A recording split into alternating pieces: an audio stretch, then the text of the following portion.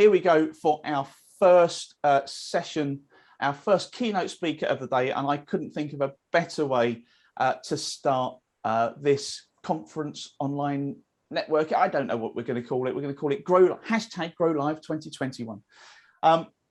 Every big opportunity starts with a little conversation. The person that wrote that quote and told me to say it, and is going to present to you about how networking really can build your business, is the one and only Mr. Stefan Thomas. Stefan, I'm going to hand over to you.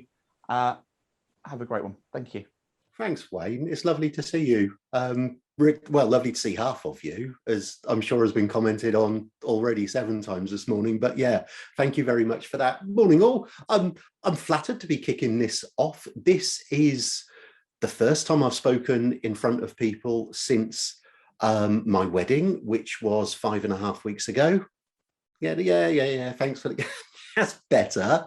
I had to look down at the screen to get that. Look, this is the first time I've done anything since having an operation 2 weeks ago. Let's get an R. Thank you. All right, that's that. So I'm really glad to be out. Like, the last couple of years has been really strange for a lot of people. What I want to talk about this morning is where people are going wrong with their networking, and give you, whoever's watching this, an opportunity to get it right. I've been able to watch a lot of things by doing as much networking as I've been doing in the last 18 months to 2 years, and even some face-to-face networking in the last couple of months, by watching how people network online as well.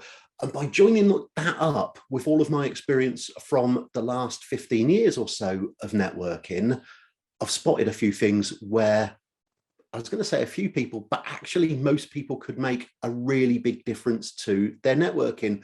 What I'm going to do at various points throughout this morning, because I'm looking up here and my screen's down here. So if I'm looking down here, I'm just checking to see whether we've got any questions in the chat. If you have got any questions, pop them in the chat. I'll look down every so often and try and answer them. See, I recognise most of the people in the room, and I know a load of you guys are really experienced networkers, but this still applies. And let me explain why it applies. Because most people, when they go networking, most people, when they show up on social media, such as LinkedIn, going to be talking about LinkedIn quite a lot this morning, going to be talking about LinkedIn, I'm sure, quite a lot over the few days of Grow Live, because it's such a big subject if you're networking at the moment. It's such a big subject if you're watching the fact that LinkedIn are massively advertising themselves on Channel 4 at the moment, probably other places, but such an important place to be networking. So we're going to be talking about that a lot. I'm going to be talking about what people are getting wrong, and particularly how you, if you've taken the time to watch, can get it right. Let me tell you what goes wrong. Most people, when they start networking, most people think about how to get people to look at them. People come on. One of the first questions that people ask me is, can you help me with my 40 or 60 seconds?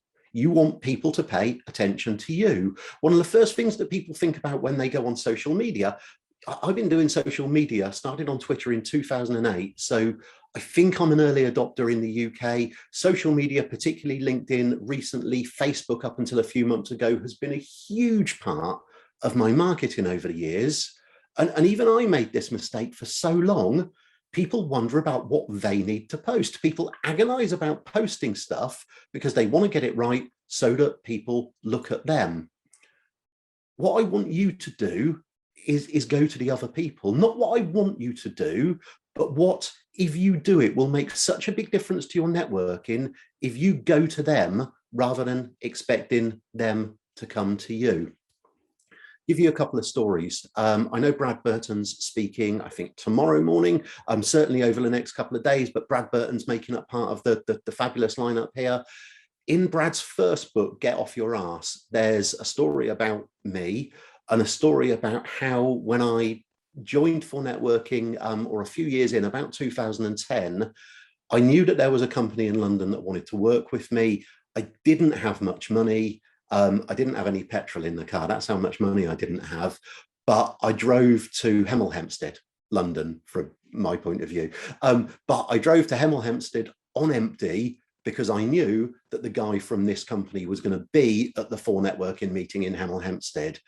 I went to him. I knew that there were tons of other people in the network who could do exactly what I did, at least as well. But I went to him, put myself in the car, drove there on empty, got the gig, actually made it all the way back on empty as well, as it goes. Cars lie to you. I recently, 2015, God, that's not that recently, did a gig for a company called the UNA Alliance of Insurance Brokers. I spoke at their annual conference. They approached me, and they also told me at the approach that they were approaching a ton of other speakers as well. I spoke to them on the phone. First tip, by the way, whenever you get an inquiry, get people on the phone or get people on a Zoom call as soon as possible. Start actually talking to them, actually conversing with them, rather than trying to do it all message. The UNA Alliance of Insurance Brokers approached me, told me they were approaching a ton of other speakers. I phoned them up and said, look, here's a really stupid idea. You're based in Nottingham. I'm a member of a networking organisation. We've got a group in Nottingham. How about I see if I can wangle it so I can speak at that networking group. You come along on me, won't cost you anything. You get a sort of try before you buy. Come, watch me speak, see what I'm going to do at your conference. Completely no obligation. You'll even get a free breakfast. I went to them, sorted it out with the wonderful Terry Dorr, drove up to Nottingham, spoke at the 4 networking meeting. A couple of guys from the UNA Alliance were there. I got the gig. That was worth over £2,000 in speaking fees. Because it came from a concept that I've remembered. I was an estate agent for 20 years. Looking to see who's booing me. You're all very polite. I was an estate agent for thank you, Keith. You're far enough away that I can't reach out and do anything about it all the way up there. I was an estate agent for about 20 years, and we had a concept. I was based here in Witney in Oxfordshire, and our concept was that our average fee at the time was £3,600. There were, I think, 12 other estate agents in town at the same time as we were practicing, Nigel Dixon and Co estate agents. The question was, for that £3,600 fee, how much extra was I prepared to do? What was I prepared to do that other estate agents in town weren't going to do? The real opportunity in all of these things is that most people won't bother. What was I going to do extra? Going out to see people in the evening, making sure that if it was a couple, that I spoke to both of them, even if one of them was at work during the day. So going out in the evening, doing stuff in our service that other estate agents wouldn't do. What was I going to do that other people wouldn't bother to do? I apply exactly the same now to my business. I go to them. Most people are waiting for everyone else to come to you. Most people are focusing first on getting the stuff right that gets people looking at us. Back in 2007, October 2007, so 14 years ago, I registered on a website called 4networking.biz and got a phone call from the owner of that business, mentioning Brad Burton, shouting out to Brad once again. Brad and I had a chat. He said, where are you based? And I told him based here in Witney in Oxfordshire. He said, yeah, I think we're looking for someone in Oxford. The next week, he drove up to see me. I went on to be an area leader for 4 networking with 4 groups, a regional leader with 27 groups, and then network director running 5,000 meetings a year across the country. Brad came to me, he got the gig. There's an ongoing theme here. What most people do is expect to turn up at their preferred networking meeting, deliver a great 40 seconds, and people will listen to them and come to them. People intend to go onto social media, write some really clever stuff, and expect that people will come to them. People will come and visit their stuff. If everyone's expecting everyone else to come to us, who's looking at anyone else's stuff? Who's actually putting in the effort to go out there? You see, what people do is they get networking the wrong way round. I've thought about this a lot, and I've spoken about this a lot in the last 6 months or so virtually. What people do is they expect everyone else to come to them, and it's not their fault. It's sort of what we're talked into doing. We believe that social media is all about what we post. We believe that networking is all about what we deliver in our 40 or 60 seconds. The very first networking event I went to, which is about half a mile over there looking out my window, what I believed was that people in the room who were a really strong confident speakers, they were the people who must be doing all of their business. Some of you have heard my story about Jamie McIntyre, the guy who literally shouted his 40 seconds at everyone in the room and petrified me on the day at my first ever networking meeting when no one had told me that I would have to do a 40 seconds myself. And I believed that he was the guy doing all of the business. There was another guy in the room, a guy called Jamie. No, Jamie was the guy who was speaking. Another guy in the room, a guy called James. You can tell I was on morphine until a week ago. It rocks. James was quieter. He didn't quite deliver his 40 or 60 seconds. He sort of stumbled across it. He mumbled it, but he spent a lot of his time pre-social media, 2006, 2007, meeting up with the other people in the group, getting to know them, finding out what he could do to help them. And when I reverse engineer it, I can see that that's what I spent a lot of my networking career doing, rather than getting people to look at me all the time. Now, let's stop for a second here. Nowadays, quite a lot of people look at me, and what a lot of people spot is that I can command an audience. I can get a number of people looking at me. I've got a reasonably big following across social media. What people don't spot is the 15 years of networking and whatever it is, 13 years of social media, where I've been going to other people first. What that means in real life is where there are the Jamies of this world who shout their 40 seconds, get everyone looking at them, make a lot of noise on social media, start a load of polls on LinkedIn. I've been watching. Whereas a lot of people do that, get a load of people looking at them, but what for? What's the real long-term impact of that? I can shout at a networking meeting and everyone will look, but will they really be paying attention to what I'm doing?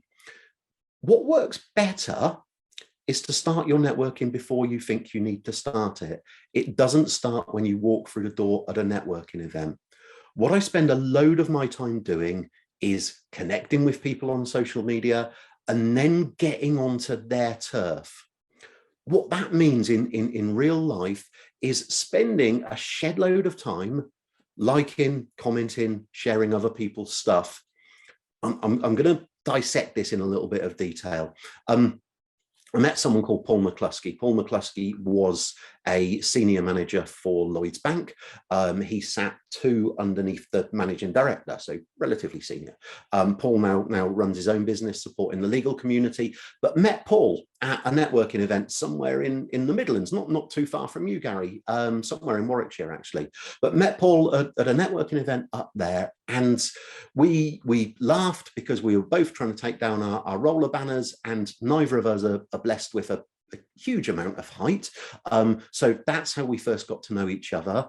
But then I kept in touch with Paul McCluskey. Paul ran a team of about 90 salespeople at Lloyds Bank. A guy worth keeping in touch with for all sorts of reasons. Loves rugby as well, supports the wrong team, but we kept in touch. But the way that I kept in touch with Paul was not to email him every month and say, hey, Paul, have you thought about getting a speaker for your next event? I didn't do that. What I did was go and find Paul on social media, connect with him on LinkedIn. That's where corporate people tend to exist, and look at what he was writing, read it, and then make a comment if I had something to add.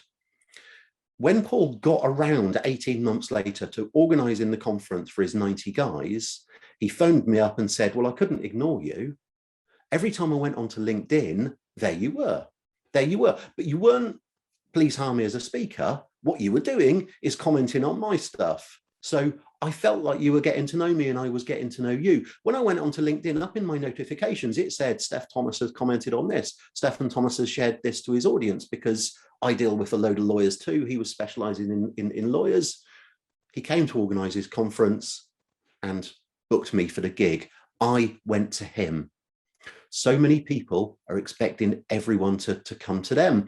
Even before networking events, I very often know these days who's going to be there. I'm going to be at the business networking show next week. I'm going to be up in Scotland at Expo Scotland, in Glasgow at least, in a couple of months' time. I'm making sure I'm connecting with a load of people on social media before I get there, so that when I walk into the room, a load of people will feel like they already know me. Not because I've specifically spammed them, but because I've got to know them. I've gone and connected with them, chatted with them, interacted with their posts on LinkedIn. If I feel that I can add any value to it, I've gone onto their turf, I've gone to them. I met a guy called Wes Lindham. Wes is relatively senior at Utility Warehouse Telecom Plus PLC in the UK. He's also an international speaker, an inductee into the Direct Selling Hall of Fame over in America, and so on. He's wouldn't admit this himself, but he's a bit of a big shot in the network marketing world. Wes and I got chatting on Twitter in 2013 about postcards. I send my grandmother postcards. I use an app called TouchNote, and I use it to take a photo of wherever I am or take a selfie, and then TouchNote cleverly turns it into a postcard, and 2 days later it pops through my grandmother's door.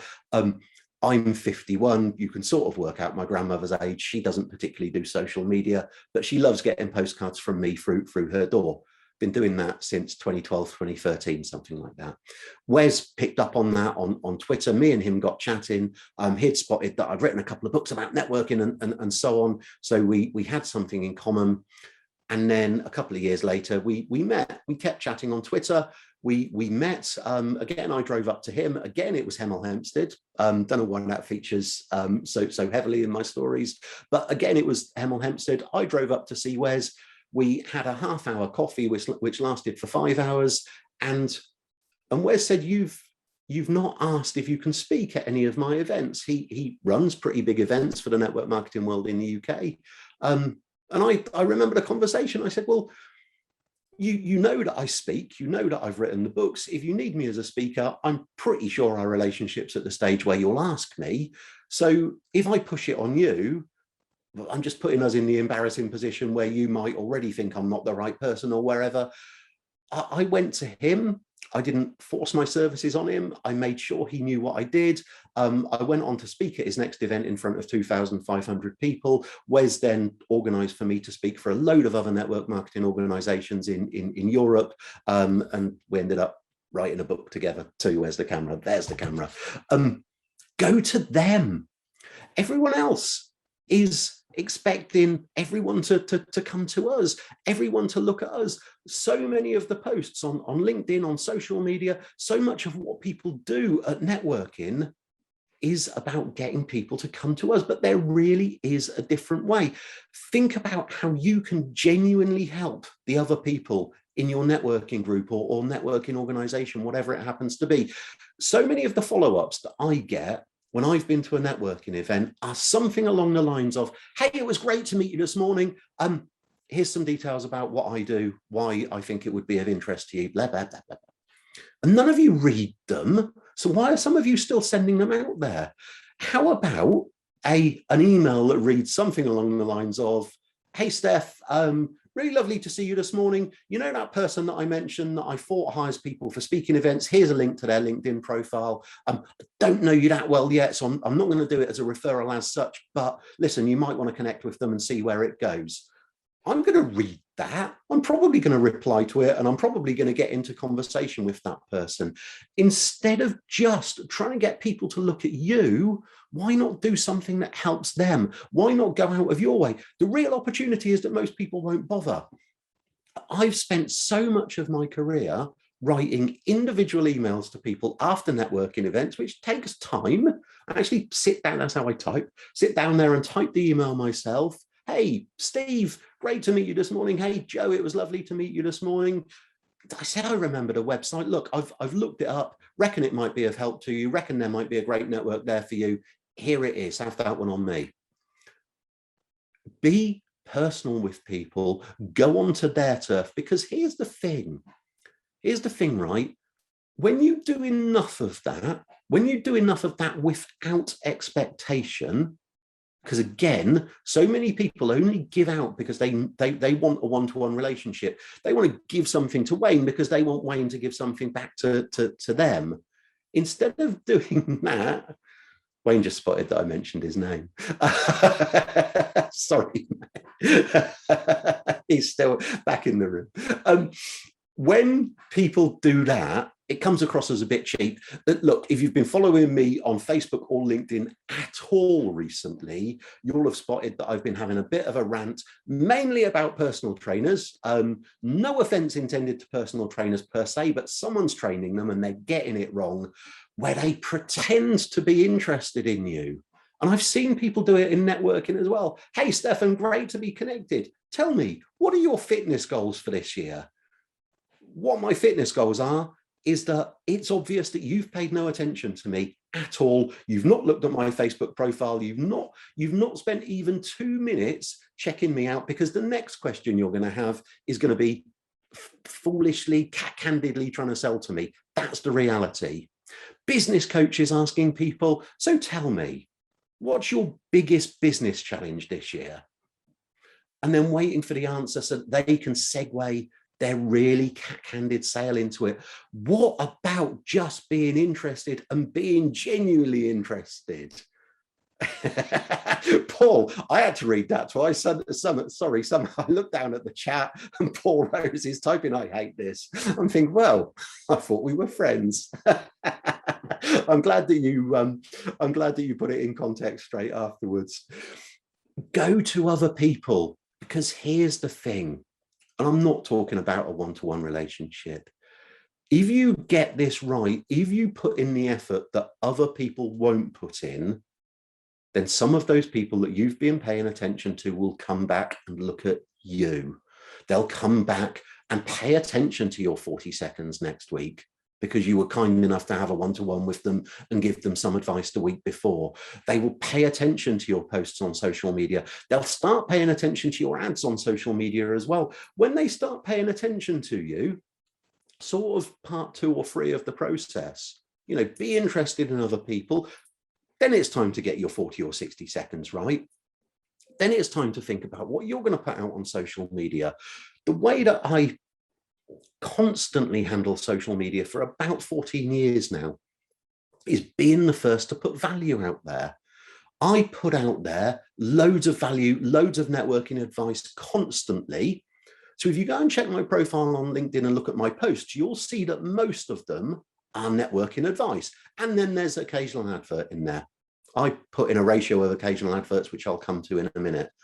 But if you look at all activity, you'll see that most of my actual activity is sat there commenting on other people's posts, going and looking for people who I'd like to be connected with and commenting on their stuff, going and seeing who my connections are commenting on and commenting on those posts as well. And because I can be quite strategic about this, the people I'd quite like to work with, the organizations I'd quite like to work with, going and seeing what they're talking about as well. I'm just going to read Joe's comments. Joe, I get tons of those. Joe says, had someone in my DMs this morning saying they help 9-to-5ers lose the flab. I had someone at an actual networking event, Joe. Don't know if any of you are down in the Southwest. No, you're not. Some of you will recognize who I'm talking about. Someone at an actual networking event sit down with me for a one-to-one and poke me in the tummy and said, I help people lose that. What are you doing about it? And face to face, I mean, brave. I'm not a fighter, but still a brave thing to do. But more importantly, what a rude thing to do to anyone. And no matter where they go with that, they're always going to be on the back foot or stupid. Why do personal trainers insist on calling me bro? Because this training's obviously going on in a big way in America is the only thing I can think about. If you're just segueing stuff in there to try and sell to people, it's obvious. But if you put value out there, put value out by going and being genuinely interested in other people, put value out there by making all of your posts about the other people, giving out free value, guess what? People come back and look at your stuff. And enough people do that it makes all of the effort worthwhile. Do you know what? The way that personal trainers are approaching it, this isn't all personal trainers. As I said on Facebook, Rob Lee is completely excluded from this conversation, as is Xenia Lewis, as are all of the other personal trainers that I know personally. Maybe there's a clue in the word personal there. But the ones who are being trained to do it, maybe there's some short-term gains. Maybe they actually make some sales there. Maybe some of the business coaches do make some sales by, and again, love business coaches, just not some of them. Maybe some of them do actually get somewhere by that really short-term approach, but a long-term approach, being genuinely interested in other people, getting your networking the other way round, so that you go and show interest before you expect people to show interest to you. Think about it. People who come to free networking events say that no one was interested, so they never come back again. Well, of course, no one was interested. They didn't have a chance to get to know you, and you didn't put any effort into getting to know them. Go to them. It works in a really big way, and most people won't bother. Every big opportunity starts with a little conversation. Gary has given me the opportunity to speak to you guys today. Couple of things I say before I wrap up and head over to questions. First thing is, Networking Success Program starts again on September the 28th. If you've not looked at it, do go and take a look. It will be the 4th time I'm running it this year. It will be the most international audience I'm running it to this year. The Networking Success Program, you get to work with me live for a whole month, including a load of other networkers from the UK, Europe, and Australia. We've got people booked in from all of those places. £249 to work with me for a whole month will completely change your results from networking forever. The other thing is this: if you're going to listen to me today or any of the other speakers, do something different tomorrow. Do something different later on today. As much time as I spend at brilliant virtual shows like this, brilliant real life shows like the Business Networking Show, and all of the other places that I go, if you don't actually change something, then nothing will change. That's so trite, isn't it? But it's absolutely true. I know that Wayne has been running for the last year, I think probably just over a year. And as a result, his weight, his whole demeanor, as I look at him now, I've known Wayne for 6 or 7 years, has completely changed. He changed something in his life. If you're going to listen to me for half an hour and not change anything, you've just wasted half an hour of your life, which you ain't getting back. It's been lovely to spend the time with you, but please go and do something differently. Here's what I've loved, and some of you will know that I'm about to finish. I've done 1,500 networking events. I've spoken at events like this over 500 times. I've got it wrong more times than I've got it right. I've ballsed up. I've messed up my 40 seconds. I've dried up when I'm doing presentations. I've got it wrong, but I've kept coming back, because the thing that I fell in love with after doing 1,500 events like this over the years is that you do get a second chance to make an impression. And this was my second chance with a load of you, 700th chance with some of you, or first chance with some of you to make an impression. So thank you very much for listening. Thank you. Fantastic. Thank you. And we've got plenty of time for any questions if anyone's got plenty of time. Yes. Fantastic. So are there any questions from the floor? Please stick them in the chat. I think people have been putting them in as we go. Stefan, it's always a pleasure to you speak, and your weight loss as well has been really inspiring. I'm hoping you did that before everything else kicked off, but so you're looking very trim yourself, Yoma, just to throw the brotherly love back at you. Do you know what? I'm just gonna throw something back whilst people are thinking about any questions, and I will happily take any questions. I'm just gonna throw something in about motivation, Wayne, because I've known for over 30 years that I needed to lose weight, right? I'm 51 years old and my weight had been going up since my mid-20s. I got COVID in January of this year and thought I was dying. And when I started getting better from COVID, knowing that I was several stone overweight, knowing that I was heading towards type 2 diabetes and everything which comes with being a middle-aged overweight man, I realized I was being a complete and utter dick, because I hated having COVID. I hated being that ill, and I was going to make myself that ill by eating the wrong stuff, drinking too much, not moving around. And that was the light switch. that was the moment. And everyone said, you know, how hard was it to lose weight? It wasn't once I'd made the decision. And it taught me so much about motivation this year that if I can get that right in other areas of my life, and there are wonderful people like Keith Blakemore Noble right there on my screen, at least. There are all of these people, Keith Blakemore Noble, Duncan Price underneath me as well. I'm looking at the screen, all of these wonderful people who can actually help you get this stuff right. I'm looking around my screen. That was the moment when it changed for me. That's when I'd spent years knowing that it was difficult for me to lose weight, and then overnight it wasn't difficult for me anymore. So thank you for that. Yeah. Anyone got any questions about networking? And I will very, very happily answer them here. And I'm just going to pop a link in the chat as well, if no one else minds. No, please do. Go ahead. So Mr. Jones, you need to take yourself off mute if you want to ask a question, dear boy. There you go. Perfect. Thank you. Oh, sorry, Steph, you go. No, it's okay. I can answer Keith's question and then come back. I'm just going to pop, it's very kind of Gary to share a link, and that's the link for the Networking Success Program right there. Keith Blakemore Noble asks, how do you start engaging with people in a genuine way without it coming across as forced or fake? I go and look at what they're posting on LinkedIn, Keith, and then I read it. And if I can genuinely add value or add something to the conversation, I answer. Something that I do really specifically is I look for other people who are talking about networking, and I then go and comment on their posts as well. And there's a little ruse going on here. LinkedIn algorithm, Facebook algorithm, if I post something, LinkedIn gets to choose who sees it.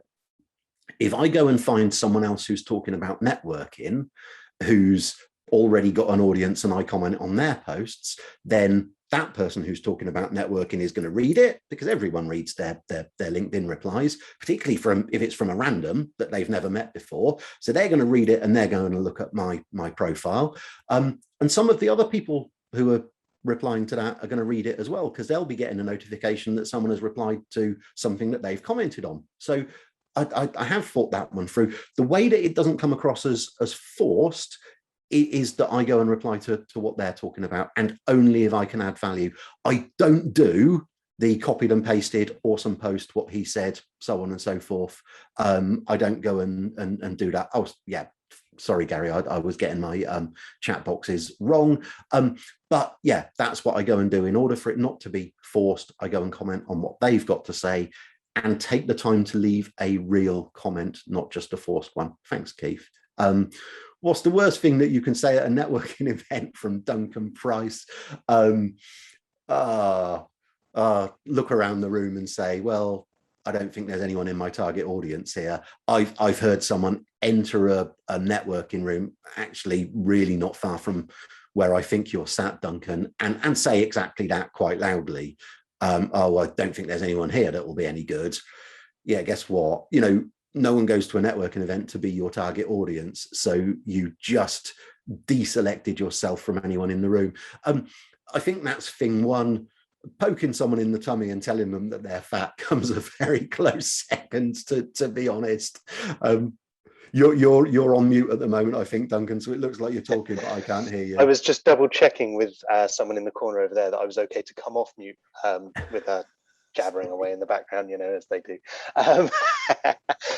Sorry. Right. Yeah, completely agree with that. I had a similar situation. I was at a networking event, quite a big one, and someone who was really looking to, so she was a charity, and she was looking to connect with people to help boost her charity. She was a visitor, so she was new to the group. I went and said hi. And she said, I asked if she wanted to have a one-to-one, having heard a bit about what she did. And she said, oh, what do you do? I said, I'm a hypnotherapist. She said, oh, no, I'm fine, thanks. Okay, fine. I took, initially, my thought was, well, you then. I've got a load of contacts and I could help you, but if you're going to be rude like that, forget it. What I then realized was, hang on a minute, she's a visitor and she's new. I'm the experienced one here. And yeah, that's not how you conduct yourself in a networking meeting, but she doesn't know that. So I actually did then approach her afterwards and say, I'd love to have a chat with you, not about me, but But actually, I also am running a festival for 50,000 people across the weekend, and we're looking to support more charities with it. You might be interested in the conversation. And suddenly, actually, that led to some opportunities for her. And actually, off the back of that, some really good contacts for me as well. So yeah, you're right. That phrase of, oh, there's no one here I want to talk to. Here's a real benefit of getting to know people, which you've just really hit on. Hey, Stephen Jones, it's good to see you. Getting to know the wider person, because we've all got different strands of our life. So I'm the guy who talks about networking. I'm also very proud to be Sharon's husband. I am father to Joe, George and Patch. I'm stepfather to Fran and Miles. In the past, I've been a Cub Scout leader. I've been a volunteer at the local rugby club.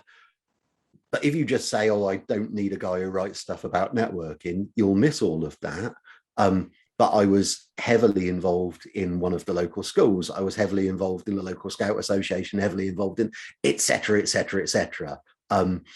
One of my clients is a chemical broker who turns over €1 billion a year, and people decide they don't want to talk to me because I'm only a little business working out of, what is very obviously a back bedroom. And I'm really, really hoping that Joe O'Neill's cats don't spot the gerbils just down there. Because it's, my office is so grand that it's the room where we have the gerbils. People don't bother to get to know the bigger you. And you're absolutely right. The best thing you could have done for that lady as a visitor is given her value by showing her a better way to do networking. But it is easy to get our back up about it. One of the brilliant things about social media, you connect with people on LinkedIn and Facebook and Instagram and get to know a little bit about their life outside of it. Someone commented, a second or third degree connection, commented on something on LinkedIn the other day. I checked out his profile. He lives in Brighton. My son's moving to Brighton in a couple of days' time. And it just meant I was able to say, hey, thanks for the comment. Do you do much networking down in Brighton? My son's going to be moving down there, so I'll be spending a bit more time down there. All this stuff that you can spot about people, and most people just won't bother to spend that extra 30 seconds to do it. Being who you are, Duncan, spent the extra 30 seconds just checking yourself and being a lovely person and helping the lady out. I try and be just as patient as that all the time, but it's quite easy to be sod you then. People do make it quite difficult, I found, that you can be as patient as you like.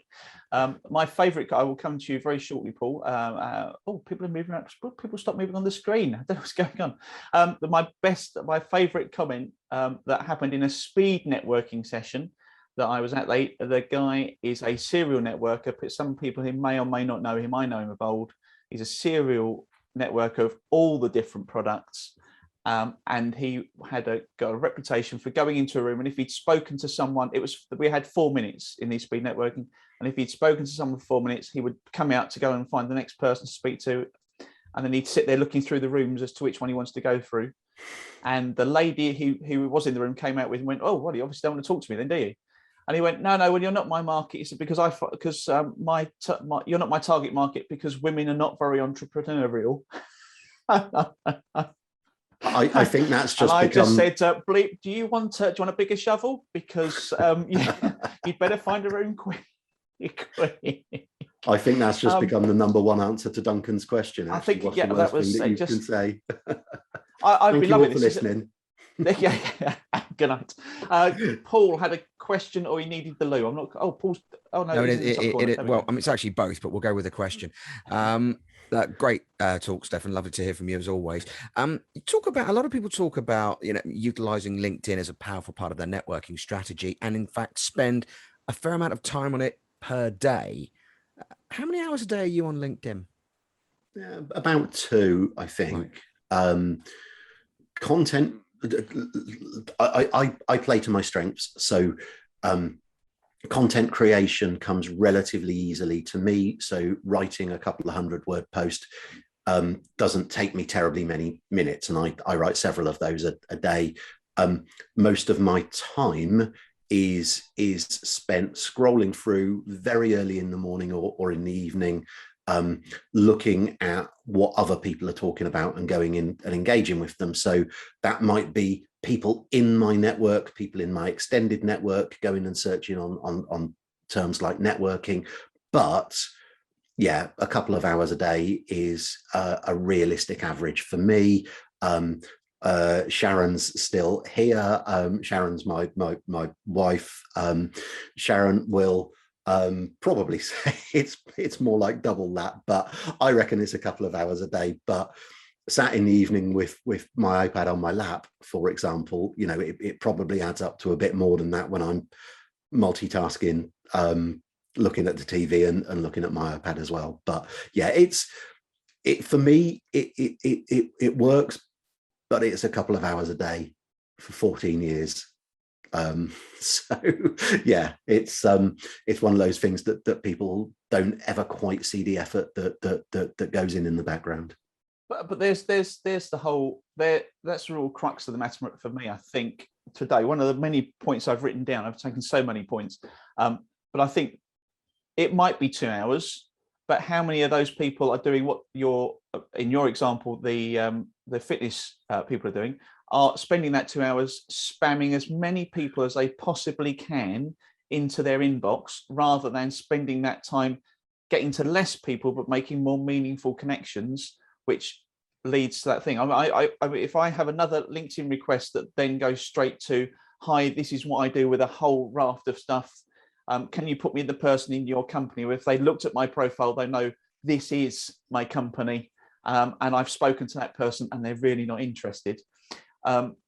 It would just make, I think they would get so many more results. So I think that's the real takeaway from today is how to utilize that time. I love the idea of just sitting there in the evening, because you think, oh, I must do that. If you just sit there and just comment, it all adds up. Yeah. It does all add up. Anyone got anything else? Mr. Jones, oh guys, it's your gig. We're supposed to better let Mr. Jones speak. So, it's all good. No, I just want to say thank you so much for coming today. We've known each other for been nearly 5 years now, or around that kind of time, and all the way through this, we've seen each other maybe a handful of times. Because we keep in touch via social media, it never seems cold. It's always really warm, and I just want to say thank you so much for your support all the way through that. And also, I want to echo the point that you made about getting to know the people, because over that time, I started off being a storage manager, and kind of networking through that. And now I'm working in podcasting, social media, and all that kind of stuff. Completely different, but I'm still in touch with all the people that I've met along the way, because I've spent the time talking to them and getting to know them. So it doesn't really matter what your focus is at that time. If you get to know the person and you think about the long-term relationships, it is so powerful if you keep in touch and you get to know them. So thank you for your support. And it wasn't really a question in that. I just wanted to quickly kind of give a quick shout out and a bit of love to you. Thank you so much. Thank you, mate. Thank you for having me, guys. Been fun.